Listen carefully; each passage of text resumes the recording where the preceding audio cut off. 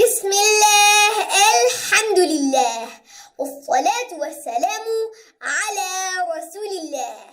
Assalamu alaikum. Read Al-Qur'an the easy way. Lesson number 9. See on. Practice with Soft Waw and Soft Yaa. Let's continue practicing Soft Waw and Soft Yaa. But remember, before we start, that when waw with sukoon has fatha before it, the waw becomes soft. And similarly, when ya with sukoon has fatha before it, then ya becomes soft.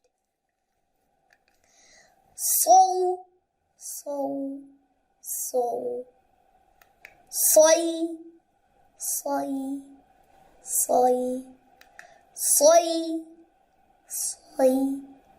soy, low,